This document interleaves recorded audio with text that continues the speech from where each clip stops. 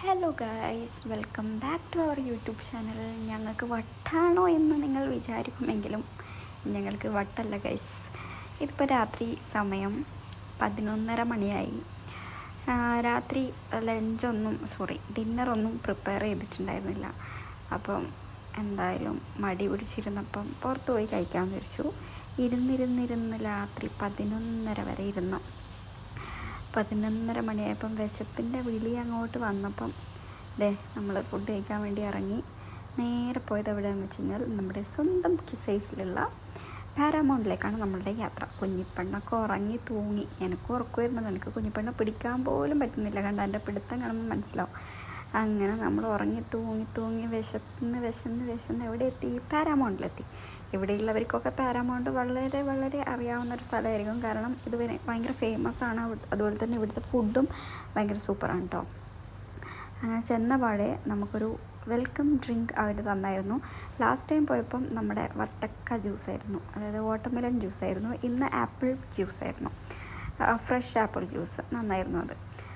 അതിനുശേഷം അധികം ആളൊന്നും ഉണ്ടായിരുന്നില്ല കേട്ടോ. കാരണം ഈ നേരത്ത് ഇങ്ങനെ വട്ടുള്ളവർ വളരെ കുറവായിരിക്കും. സോ അധികം ആരും ഉണ്ടായിരുന്നില്ല. കുഞ്ഞിപ്പെണ്ണ ആ സമയത്ത് മെല്ലെ കണ്ണുകൾ തുറന്നു.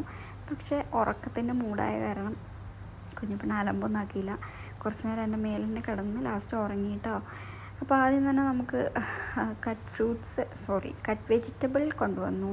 അത് നമ്മൾ കുറച്ച് ലെമണൊക്കെ ഇങ്ങനെ പിഴിഞ്ഞ് ജസ്റ്റ് ഒന്ന് ടേസ്റ്റ് ചെയ്ത് നോക്കി. അത് സെയിം എല്ലായിടത്തും ഉള്ള പോലെ തന്നെ നോർമൽ നമ്മുടെ കുക്കുംബർ, ക്യാരറ്റും ഓണിയനും ആയിരുന്നു.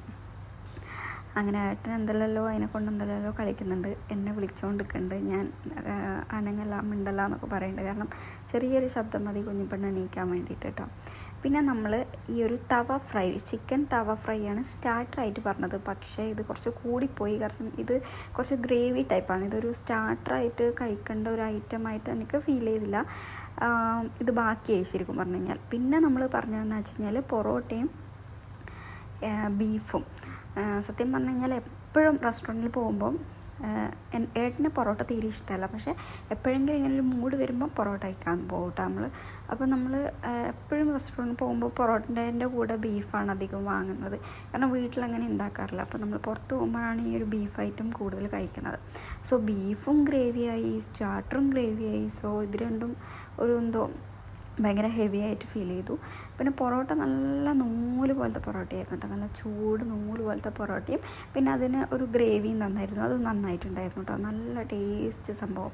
ഏട്ടന് ഇങ്ങനെ എന്താ പറയുക, അധികം ഈ പൊറോട്ടയൊന്നും കഴിക്കാത്ത കാരണം തന്നെ ഇങ്ങനെ പുറത്ത് പോയി കഴിക്കുമ്പോൾ ഏട്ടന് ഭയങ്കര ഇഷ്ടമാണ് കേട്ടോ ഈ ഒരു പൊറോട്ടയും ഈ ഒരു കോംബോ.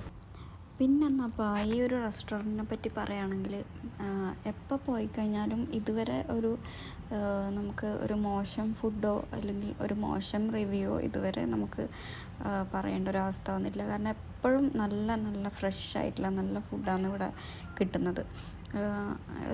ഒരു ഫസ്റ്റ് ഓപ്ഷൻ റെസ്റ്റോറൻറ്റ് തന്നെ പറയാം. നല്ല അടിപൊളിയാണ് ഇവിടുത്തെ എല്ലാം. നമ്മൾ എല്ലാം ട്രൈ ചെയ്തിട്ടില്ല, എന്നാലും ട്രൈ ചെയ്ത ഫുഡൊക്കെ അടിപൊളിയാണ്. നല്ല ടേസ്റ്റി ആയിട്ടുള്ള ഫുഡാണ്. അങ്ങനെ നമ്മളത് കഴിച്ച് കഴിയാനായി. നമ്മളിങ്ങനെ ഓരോന്ന് എന്തൊക്കെയൊക്കെയോ കാര്യങ്ങളൊക്കെ പറഞ്ഞ് പിന്നെ മെല്ലനെ കഴിക്കുവാണ്. നന്നായിട്ട് ആസ്വദിച്ചാണ് കഴിക്കുന്നത്. കാരണം നന്നായിട്ട് വിശന്നിട്ടുണ്ടായിരുന്നേ. അങ്ങനെ കഴിച്ച് അതിന് ശേഷം ചായ പറഞ്ഞു. നല്ല വായൊക്കെ നല്ല നാവൊക്കെ എരിയുന്നുണ്ടായിരുന്നു. അപ്പോൾ നല്ല ചൂട് ചായ കുടിക്കാൻ തോന്നി. അങ്ങനെ ചായ കുടിച്ച് പകുതിയായപ്പോഴാണ് ചിയേഴ്സ് പറഞ്ഞത്. ദെൻ ചായ കുടിച്ചതിന് ശേഷം നമ്മൾ ഇറങ്ങി.